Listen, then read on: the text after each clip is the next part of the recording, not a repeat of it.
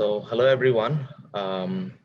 Thanks for joining. It's the fifth installment of Fireside Management Chat, and I'm absolutely thrilled to have you all.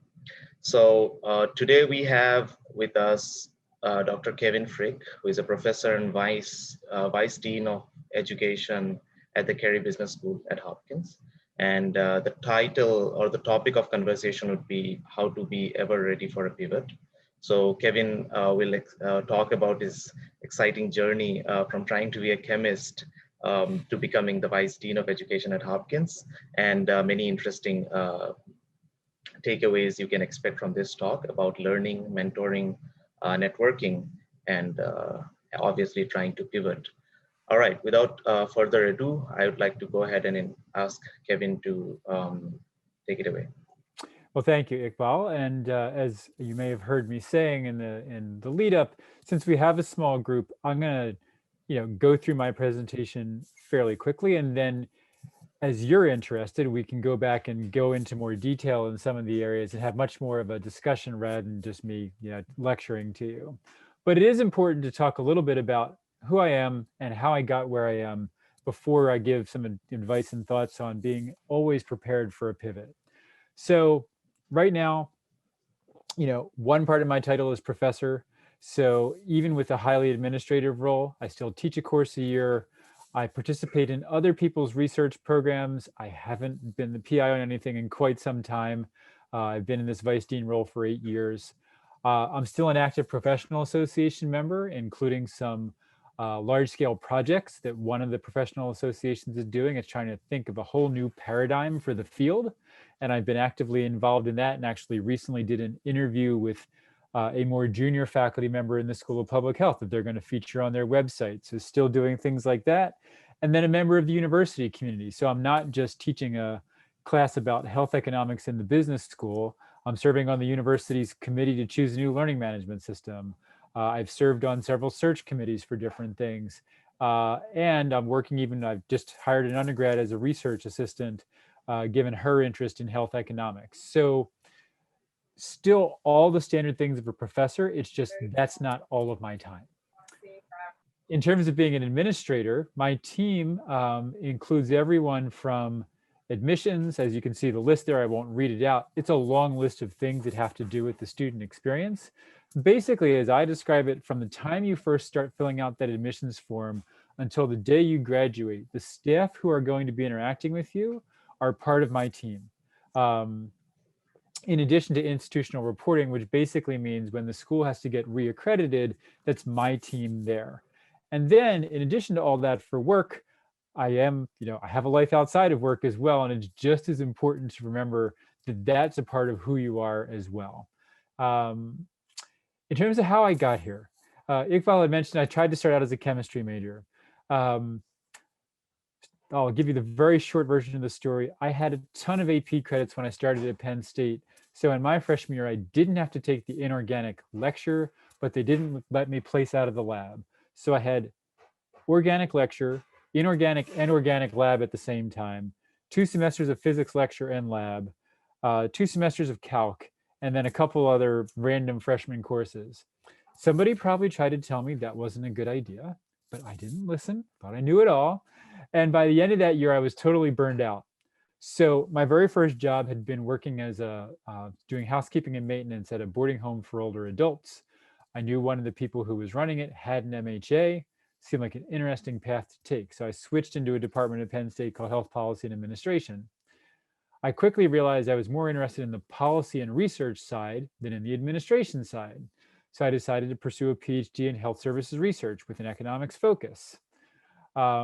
If you're interested, when I get through, I can tell you the whole story of how I went from an economics focus to a combined PhD in both economics and health services research. It certainly made me much more marketable in academic jobs for health economists. Got to writing my dissertation. I wrote an entirely theoretical dissertation on health insurance. So far, so good. Then I get a job at the Johns Hopkins School of Public Health. It was the only job offer I had. Not a bad one to get if you're only going to have one, but clearly theory, when you've got to get grants to fund your work, is probably not the way to structure your career. And so cost effectiveness was becoming something that was very popular, to including grants, both in the medical school, school of public health, also in the school of nursing. And so I took to focusing on cost effectiveness and quickly became the go-to person for people who wanted to include that in their grants. Did the right things to go from assistant to full professor in the School of Public Health. In the meantime, while doing all this research on cost and cost effectiveness, also found that I really enjoyed teaching. And again, there's a whole story then to when I got promoted to full professor, realized I enjoyed teaching, how that led to this opportunity to move to the Carey Business School. That happened, the discussion started, so I was promoted to full professor in January of 2010. A variety of things started happening. Fall of 2010 as I got involved in the faculty senate, fall of 2011 as I was president-elect of the faculty senate, realizing I liked things about administration that I was exposed to. And when our business school, the first dean left, first because the business school was just formed in 2007, first dean left, new dean hired. He said he wanted to totally shake up his administrative team and wanted this role of vice dean for education as part of the school. And I got into that position. Again, I can elaborate more later on if you're interested, but one thing that's worth saying is that in my second interview for this position, the dean said to me, "I'm worried about your administrative wingspan." When somebody tells you that at your second interview, at least I left the interview thinking he's never going to offer me this position. To his credit, he did. He believed in me. And as you can see, the team that I lead now grew from 30 to about 80. And so, he trusted my administrative wingspan eventually and gave me opportunities to grow. And now, even though I've been vice dean for 8 years, and a lot of people say, well, when are you going to be dean and what school are you going to be dean at someday? I'm not even sure that's the best next move for me. It's what society thinks is the next logical move, but I'm not convinced that's what I want to necessarily do next. And I'm in the process of thinking to myself, what type of pivot would I want to make? So that's important as well. It would be great to know, if I'm going to call on each of you just real quick. What did you come to Hopkins thinking you're going to do? Is there any pivot you're trying to plan for, and what concerns you most? And it would be great just to hear that from each of you. And then I can go on and give you my perspective, but shaped a little better by what you're answering to that. So Iqbal, why don't we start with you? Yeah, I came to Hopkins to pursue research, obviously. So I joined Hopkins 5 years back as a PhD student, and I'm still doing that. My primary, I was doing research during undergraduate, as an undergraduate, but I was mostly into the biomedical devices domain. And I wanted to do something more fundamental. So I realized that going into life sciences and trying to do things at the cellular scale makes more sense, both from a basic science perspective and also from a translational angle. So I have aspirations to, right now, my goal is to become a professor and run a lab. And I also do want to venture out and because I've been filing patents since my undergraduate time. So I do see myself as running a company while being able to run a decent lab in some institution. Yeah. Thank you. Scott, how about you? Can you hear me? Just fine. Okay, yeah. Somehow I closed my Zoom window, so I'm not even sure where I'm at. So I'm actually a PhD student in the history department, and so when and I have a kind of a different background coming up to that as well. So I've pivoted multiple times, but when I entered the history department, my idea was that I would maybe pursue academia as a historian, but I always had an interest in business, and so my dissertation has kind of gone down that line. And during that period of time, I've kind of become disenchanted with academia, and I've decided to kind of pivot again toward consulting. So I guess that's where I'm at right now is, I guess my latest pivot. Great, that's wonderful to hear. Allison, how about you?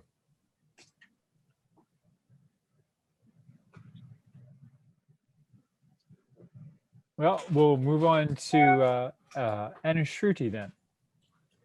Hi, I'm a master's student in the School of Public Health. I'm doing a master's in public health. I'm a physician from India, and I hope to work in policy makings for disease control and outbreak. Wonderful. Carla, how about you?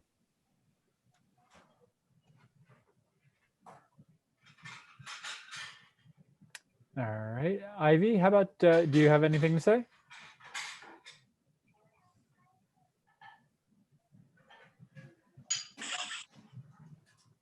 Or Avi? I mean, if you're trying to talk, you have to unmute yourself. So I think you should be able to unmute yourself. Hey, this is Avi. Sorry, I'm a little late. That's okay. I'm currently an interventional spine fellow at the medical school, and I've been interested in consulting for a while.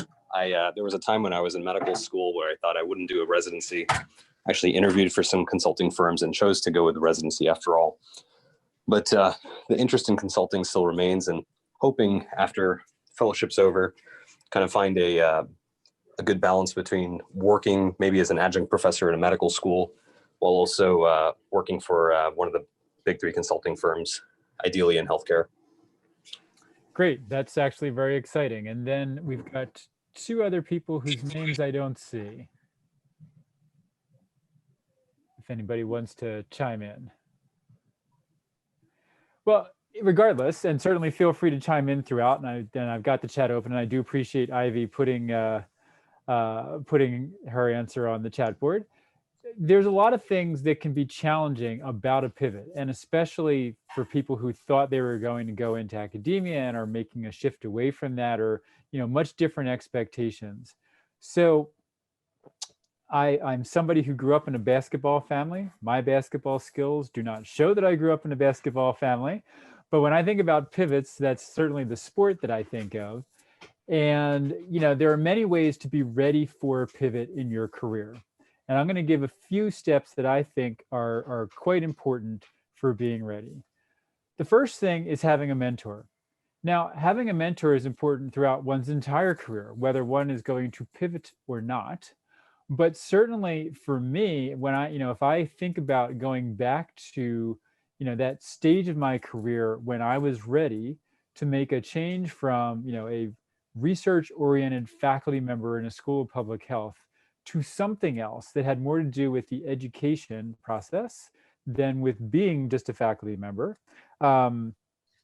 That was where I went to several of my mentors. I remember, especially after I joined, after I became the president-elect of the Faculty Senate and really enjoyed some of the behind-the-scenes work on committees with the dean and decision-making that I got to be involved in, I called up one of the people who had been a casual mentor, if you will, to me when I was at the University of Michigan. And I knew he had had several roles in the dean's office when he was at Michigan. And his name also happened to be Dean. So I said to him, Dean, if I want to do more administrative work in my future, what should I do? He practically laughed at me on the phone. And when he got himself back together, he said, how many of your colleagues do you think would utter that same sentence?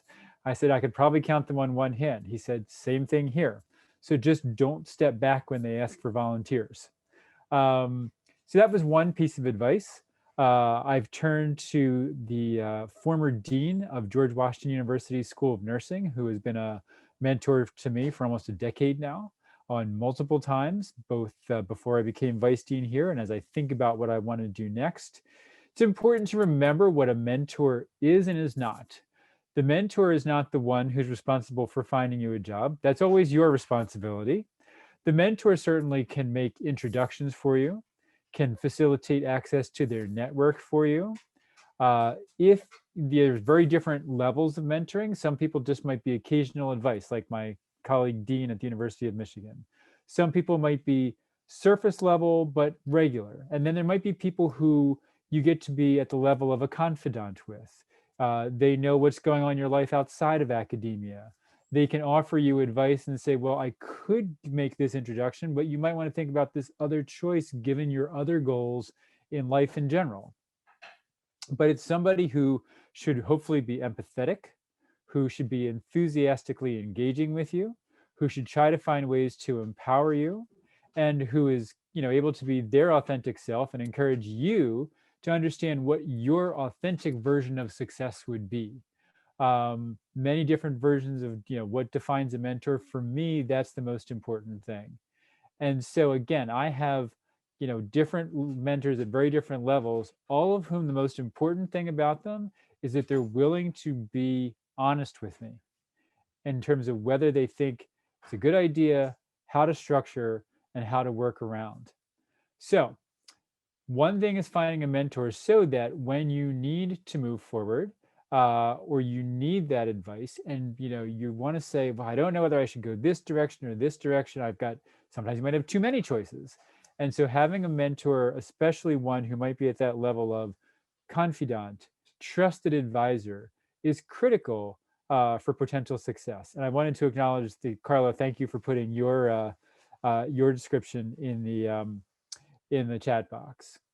So that's step one, finding a mentor and knowing how to engage your mentor and share with them your concerns if you're trying to make a pivot. I know one of the hardest things for me was that my graduate student advisor was a great mentor to me when I was a graduate student. But as I shifted from the type of research she did to cost effectiveness, and as I left research behind and moved into teaching and administration, I always worried, what's Catherine going to think of me? And that was a nice thing as well, to know that as a mentor, she would be honest if she thought it was truly a bad idea, but her main goal was my success. And again, finding a mentor who realizes that it's your success that's on the line and not their success that's on the line, in my mind, is critical. Second piece of advice that I would give you is to have a lifelong learning plan. I tried to find a non-gender specific image. It is what it is. Key though, any job that any of us has in academia, you're going to need a lifelong learning plan. As a researcher, you can't leave reading about new research, keeping up with other things behind. I think what's key, and one thing that I was reminded of when I moved between the School of Public Health and the business school, was that part of a lifelong learning plan obviously is keeping up with cost effectiveness and health economics in my professional role. But part of a lifelong learning plan is also occasionally reading about other things. And if I wanted to move up from being just, a PI to a really good PI, for example, then I really needed to learn some things about management. Now, to the dean's credit of the School of Public Health, not current Dean McKenzie, but her predecessor, he sent me to the university's leadership development program in 06-07. That was before I was even a full professor. I was honored that he did that, but I didn't have much power then. All I had was the power of persuasion. Still an important power to exercise among faculty, but I wasn't managing. So when I moved into this role where I've got to manage a team of 30, now 80, in addition to helping the dean with strategic decisions about the school and its educational programs, that required a lot of thinking on both sides. The university gave me access to a coach for the first 6 months I was in this role. She gave me a few starter books to read about managing people and thinking about your career and thinking about the future and how to plan in ways that I'd never had to before. And I realized then that there was as much that I could read about, managing people, human resources, conflict resolution, building your team, the professional development of your team, as much as I could learn about that in the long run as I had spent learning for my PhD. In fact, people do get PhDs in that area. Now, I'm not going to get another PhD, but I do need to make sure that I am clearly engaged in learning as I go along. And always asking myself, what is that next thing I might be interested in? And for example, right now, I've been a mentor to many people. I've given 4 different talks on mentoring, but most of my talks thus far have been from my own experience and my own intuition. There's a huge peer-reviewed literature on mentoring. So I've started to read that and think about how I want to use that as part of my professional future. And Gian and Allison, thank you for putting up your backgrounds as well. And I think that, again, it helps me to know what you're thinking about. The next thing to think about is networking. Part of what, brought you here is to hear about my experience and my recommendations, but part of what hopefully brought you here is to network with other members of the Graduate Consulting Club. Whether you want to stay in touch with me or not, I would welcome that, certainly, either through LinkedIn or, coming to me for questions individually afterwards. I'm always happy to have conversations, but building a network, and you never know how that network is going to be important. I mentioned I could tell a little bit more about the story of, the transition between schools. One of the things that led to that transition was my dean's lecture. So the School of Public Health has this tradition. When you get promoted to full professor, you get to give a lecture on a topic of your choice. So I gave a lecture on the future of teaching cost effectiveness and health economics. One of the people who was sitting in the audience that day was the gentleman who had been the chair of biostatistics when I arrived at Johns Hopkins, and who at that time was in the provost office as a vice provost. So he heard me talk about my interest in teaching. So he knew when the new dean came into the business school and asked around the provost office, hey, does anybody know somebody who might want this vice dean for education position? He was able to say, I have just the person for you. So networking involves a couple of things. One, just knowing more people. Two, making sure that at least some of those people are more than just business cards or LinkedIn links, but you actually know them. And three, telling your story. Obviously, when it's time for that transition, you're really going to have to think about how to tell your story. But, my dean's lecture was part of my telling my story. I was telling the whole world I'm interested in more than just teaching and research, more than just research, and probably more than just teaching, but thinking about new ways of improving teaching as I move forward. And that gave people some knowledge and information about what I was interested in and made them better able to think on my behalf, what could I connect Kevin to when there's that opportunity? And so form a network. I know many people in academia are introverts on the Myers-Briggs. It can be a lot of effort. I will tell you that until I was in the business school, I wouldn't go so far as to say despised, but found challenging networking events. I'm sure many of us do, but you can start with a simple goal. Go to a networking event and think to yourself, can I find one person to introduce myself to? And you get a little bit better at that, and it becomes easier over time.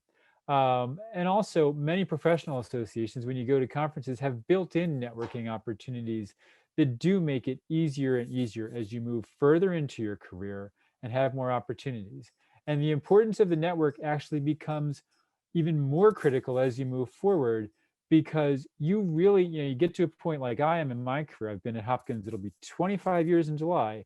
I really know what I want to do. So I can now go to a much wider network and say, who do I know that can really help me meet this goal, where I can choose what's next for me, rather than just, throwing my hand up in the air and say, well, I'll take whatever opportunity comes next. So it's important to build that network and have a network. And again, just one other quick example of, people who come to me. We had a full-time MBA student who was looking to interview at the Lego company, like literally the company that makes the little blocks. It's a great company to work for. And she said, oh, I see there, one of your LinkedIn connections is also a Carey grad who works there. Do you know that person very well? And the funny thing was, we'd sent out a miscommunication about our pass-fail choices for the fall. That one student had written to me to ask for clarification. And then I had followed up with her and said, tell me a little bit about what you do in addition to being a Carey, which she did. And it was wonderful then to see, that my ability to connect these two Carey affiliates. So remember that if you're going to transition, it is kind of like starting over. This is a picture of it's not my own Atari 2600 from my childhood, but this is my favorite gaming system in my childhood, Game Reset. So sometimes, it is like a reset, whether it's moving from history to consulting, whether it's moving from just worrying about the inventions to the business of the inventions. And sometimes you're going to have to reconfigure where it is that you think you're going to enter that next position, because you haven't necessarily developed that same level of expertise in the new role that you're looking for. And so coming to grips with what does that mean to you and how to use all of the experiences that you have, all of the knowledge that you've gained in order to have the best opportunity possible in the new field after you've pivoted is something that's quite important. So you need to plan for that and be aware of that. Having a narrative. So this was from the New York Times website, and it was, knowing my story and how do I tell it? And that's really important when you're making a career pivot. When I met Dean Ferrari the first time, when I was interviewing for the business school job, I had to explain to him how, once thought he was going to be a chemist, became cost effectiveness researcher who loved teaching, now suddenly wanted to move into an administrative role in a business school and not a school of public health. I needed a narrative around that. Even when I went up for promotion to full professor, I'll be honest, I had a line of research of cost effectiveness with nurses, a line of research cost effectiveness with ophthalmologists, and a line of cancer survivorship research. And multiple of my mentors had said, could you focus a little more multiple times in my career? And I never did, but I was able to weave together a story about why this was a coherent set of things that I had done research on that should get me promoted to full professor. So I've needed to worry about my narrative multiple times. And even right now, as I think about what do I want to do, again, 8 years into this job as vice dean, what do I want to do next? When do I want it to come? I have to have a narrative that I tell people about. Here's what I'm thinking about. Here's what I'd like to do. Can you help me think about the next step? So all of us need the narrative. And particularly when you're making a pivot, the narrative becomes even more important. Why are you interested in this? What are the things that you've already done that could help you make this transition? And what are the things that you've already done that would actually set you apart from people who train in this area in the first place? Maybe it's important that you have a different perspective or you add something to the discussion that people who are there already don't have. I mentioned I had interviewed a more junior faculty member for the professional association that I'm a part of. And within health services research, there have been some people in social epidemiology, but it's fairly new. So I was able to say to her, as you look at taking your career and moving into this area, what is it that you need to know? Remember, this is not going to happen overnight. So, when I think of not happening overnight, I always think of, the expression that Rome wasn't built in a day. So I found a fun little cartoon to remind us of that. It's going to take planning. It's going to take time, and having reasonable expectations about how much planning and how much time are both important. And the amount of planning is going to depend on just how radical of a shift you're looking to make. And for those who are looking at consulting, certainly while you haven't necessarily been faculty yet, you have an idea of what a faculty life looks like, the demands on their time, how many nights they spend, working after dinner, how many weekends they spend working.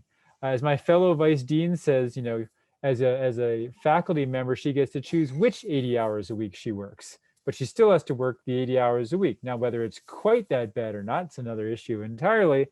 But the key is you have an idea of what the expectations of weekend work, travel for conferences, evening work, how much effort it takes to stay on top of things in an academic setting. If you're looking at a non-academic setting, if you're looking at a startup, if you're looking at consulting, what is that life like? What does it take?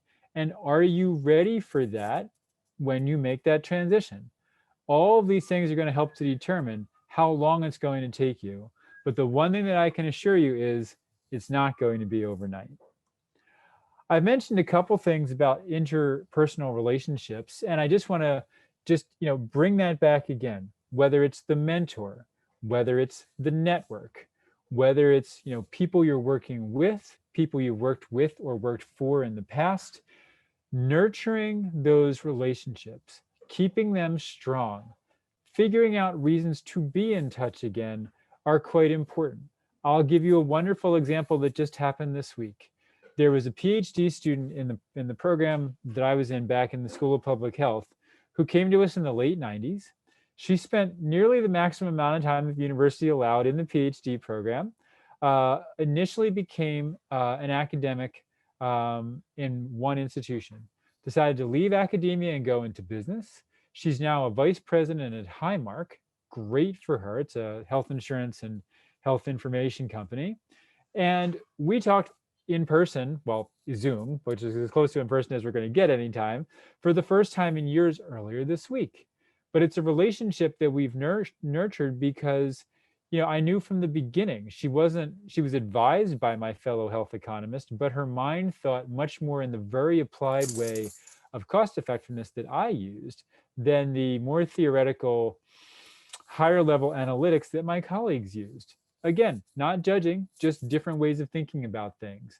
And so she and I engaged. We'd stayed in touch for quite some time. I'd watched her progress in her career. Now she wants an introduction to somebody I've known since my graduate school days. And I can make the introduction for her. But in the process of our conversation on Monday, found out how much we both love mentoring and how we might try to collaborate on issues around mentoring. So we'll have two health economists collaborating on something that's about human relations. Again, not bad, just an interesting variation from where we might have expected to ever collaborate when I first met with her in the late 90s when she was a PhD student here. And as you build those interpersonal relations and build your network, one way to think of it is having a pyramid plan. So this is from a TV commercial back in the 70s and 80s. It was a shampoo commercial. And it started out with one woman talking about how much she liked the shampoo. And she told two friends, and they told two friends. And it went on for a couple more times. And I think the screen was probably divided into 16 or 32 or 64 by the time the commercial ended. But you get the point. The key is if you need information that you don't have about what it might be like after you pivot, or connections to get you into the field that you want to pivot to, start by saying, here's two persons that I want to talk to about this new field. And maybe they're not the ones who are going to help you to get the job, or maybe they're not the ones who have the position they can offer you. But get an informational interview. People love to talk about themselves. Informational interviews are much easier. And in these days of virtual meetings with Zoom, it's much easier to take 15, 30 minutes with somebody than it used to be if you had to try to meet them for coffee or meet them for a lunch. So, even in 15 to 30 minutes, think about the most important questions you have for that person. And then at the end, if they don't have that, immediate job to offer or idea for how you could work for their company, ask them, do you have two people you could recommend that I talk to next? And that's a really powerful way.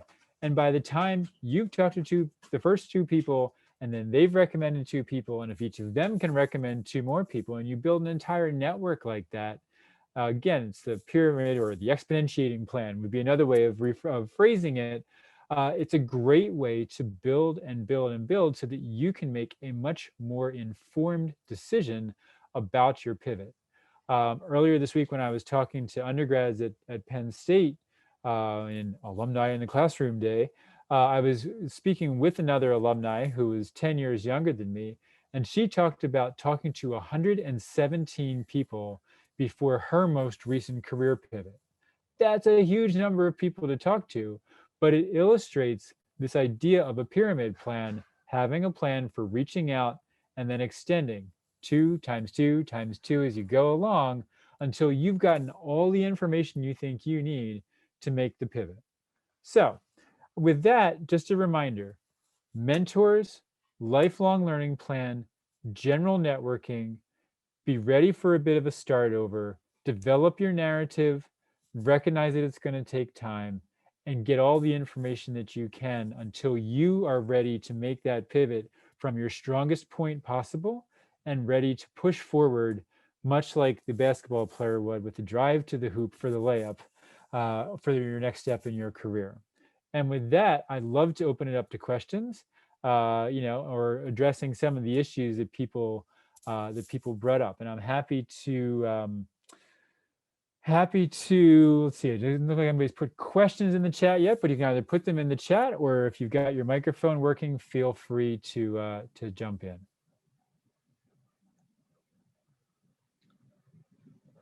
That was great, Kevin. So please feel free to ask questions if you have.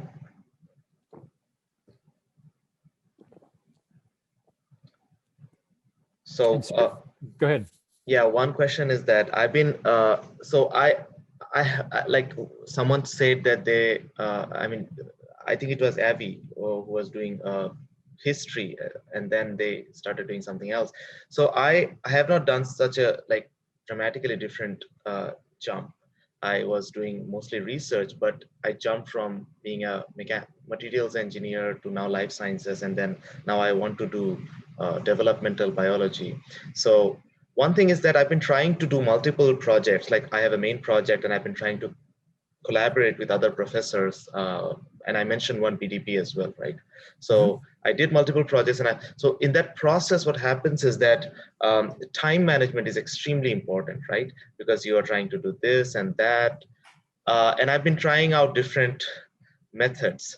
So, I mean, do you want to, I mean, it would be great to know, how do you manage your time? I mean, from a personal point of view, do you make a to-do list every day and all those things? That's a great question. I do have a to-do list. In my administrative role, I often get distracted from my to-do list. But there's a couple things to think about. One, there's a lot of books out there or other articles about to-do lists these days where look at your to-do list and decide at the beginning of the day, no matter what else happens, these 3 things have to get done. And if you have enough control over your own day to schedule an hour at the beginning of the day when you keep it open, you can probably get at least one of those things done during that hour. I know a lot of times, the number of times I've said to a colleague, if I could just open up 15 minutes, I could read this. And they're like, why can't you find 15 minutes? I'm like, well, we got, COVID, and we got, rescheduling, and we got uncertain numbers of students. They're like, fine, just make the 15 minutes. So that would be one idea. I think the other thing is patterns and regular and consistency.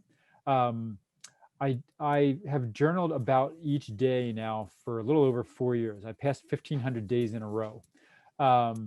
Does 2 things for me. One, I either begin the day or end the day with it. So that's part of my pattern. It's part of my regularity, and it helps me to focus either on what I did do or what's coming up for the day.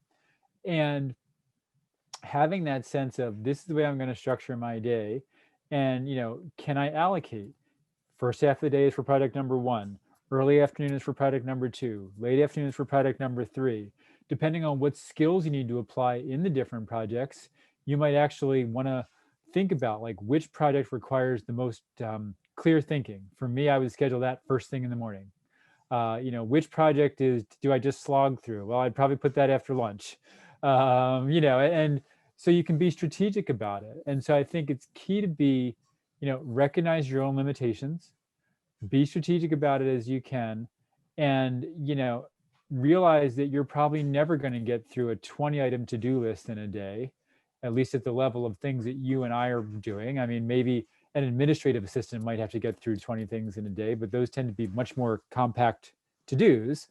But again, if you put your top 3 each day, and then if you're not even getting done your top 3, you really have to ask yourself why. There's no easy answers to that, but that would be a time to say, what am I doing wrong that I can't even get done my top 3 each day that I say are my highest priority? Yeah. No, I totally understand. I mean, what you said about knowing your limitation. I have been struggling with one thing that I realized that I underestimate is the time needed to do something. So I would just write down, and then I would think that, well, I would need 1 hour to do this, 1 hour to do that, and I end up realizing that, well, I spend it, instead of 1 hour, I did spend 2 hours on that, or maybe 1 hour. Like it's kind of frustrating, but I'm learning how to estimate the time. I think that's where I'm not really good at estimating the time. Sometimes some experiments take more time. Sometimes even an email takes more than 10 minutes to write. So yeah. I know that story about long emails, and certainly others should feel free to jump in with questions, but I'm going to tell you a quick story about time. So again, in my faculty professor role, I will occasionally get invited to be on committees for things. So I had been contacted by the National Academies of Science, Engineering, and Medicine. They were forming a committee to review 2 monographs. They were studies that had been commissioned by the Department of Veterans Affairs, looking at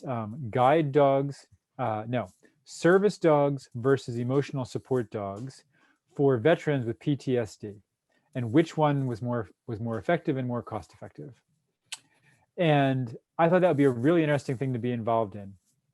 It took 3 weeks for the people who were running this committee to schedule an interview with me to see, you know, would they even want to put forward my name for a nomination.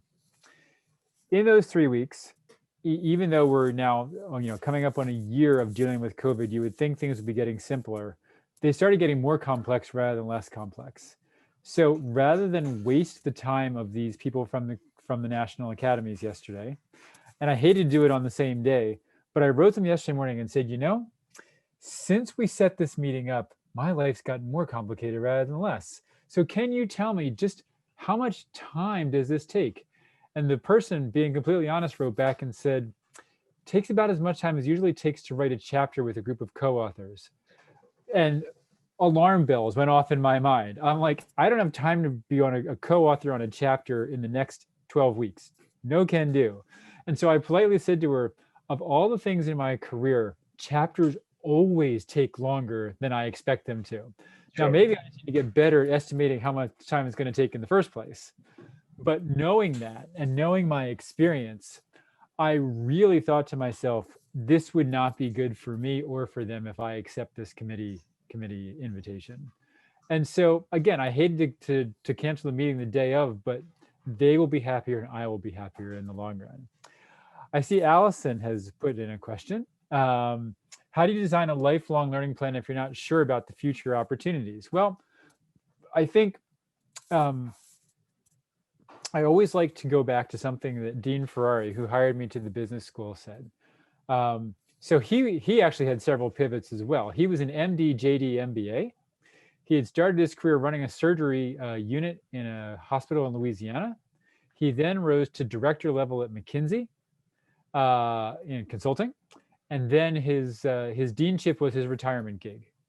So he would tell MBA students at orientation, read at least one article, preferably more, from the Wall Street Journal every day.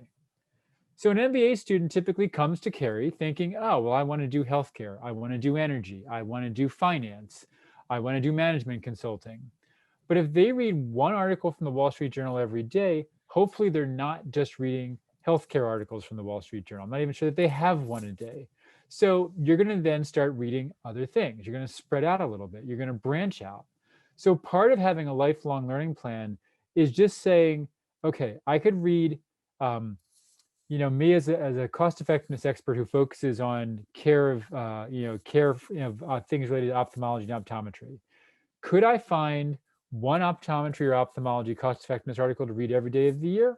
Probably. But if I only read that, I could be the world leading expert on that, and that would be great. Nothing wrong with that. We need people in the world like that. That wouldn't be my style. And if you want to pivot, it shouldn't be your style either. So you could begin by saying, what's tangentially related to what I'm doing? You know, maybe if you're going to read professionally every day, maybe say Tuesdays, I'm going to read something that isn't directly in my area, but tangentially related. And so you start to branch out a little bit. If you're really ambitious, and you want to say 2 days a week, you'll make it, that you could do that. Just something to start going a little bit aside. I mean, I think everybody should probably read about human relations and management, because even if you're an academic, the chances are someday you will have to manage. Okay, you're going to be a principal investigator if you're an academic. You got to manage a lab and a research team. If you're going to even for somebody in a history department, and I think Scott was the one who was the historian who's no longer on. But even if you're in a history department, what if you want to be chair someday? Well, that chair has a budget. That chair has HR issues, and so even faculty who want to become leaders within a department, leaders within a school, need that. So the one thing you could easily begin with is read something about human relations as like part of your professional reading 1 day a week. And maybe that would then get you interested. Well, maybe within human relations, it's diversity issues. Maybe within human relations, it's mentoring. Maybe within human relations, it's, critical conversations and managing through change. There's all sorts of things that you might branch out into. And so my best piece of advice is start small. It doesn't have to be that different from what you're doing, But if you let yourself wander down a path here and there, and it's obviously slow motion compared to going down a rabbit hole on the internet once you've started searching, and then you say, oh, well, that, and then that, and then that, and then that. If it's once a week, it's going to be slow motioning compared to what you would do with, endless searches and following different links, keeping you up late at night on the internet. But that would be how I would think of it. So use whatever you're interested in first as a way to guide that first thing off to the side, and then say, oh, well, if I'm interested in that, maybe I could take the next step and see what becomes of that. So I think that's a great question. I hope you found that a useful perspective, Allison.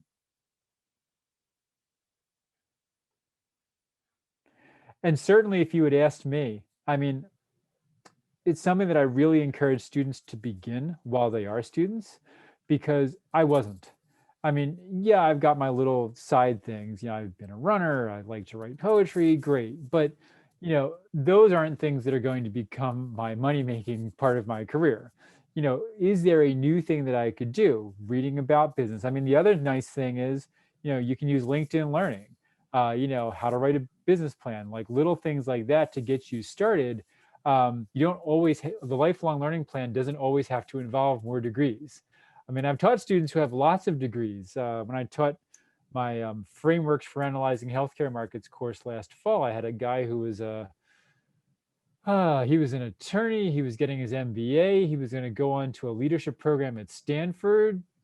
Good for him. That's wonderful. But, did he need the MBA? I won't say he didn't, but he probably could have learned enough about business through other means. And then for the leadership program, does he need a whole certificate from Stanford? Again, perhaps not, but he could certainly benefit from it. But he can titrate, how much does he need? If he wants to dedicate the time and the money, by all means, great, earn the degree. But, you can figure out, do I need just to know some basics that I could get from, reading a couple books, asking a couple friends, having the support that I need, or do I want to develop true subject matter expertise? And again, my own exploration of mentoring is a great example. I can do the mentoring with a good intuition and a good level of engagement with the people I'm mentoring. But if I then want to be invited to give more presentations and serve on committees, then I need to have actual, some subject matter expertise. And so that has led me to read, all sorts of things, which, I know the first person I want to visit post-pandemic is a faculty member at the University of Wisconsin-Milwaukee. So it isn't even their main campus, but she's one of the foremost authorities on mentoring in the workplace. And I would love to spend maybe find something to do other than just visit her. But I would literally travel just to have lunch with her, to have a uninterrupted one-on-one conversation, because that's how critical that area is for my professional future. Great. Do we have more questions?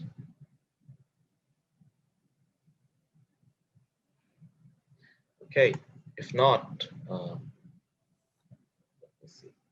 Yeah, I don't think we have more questions. Well, thanks a lot, Kevin, for your insight and motivational talk.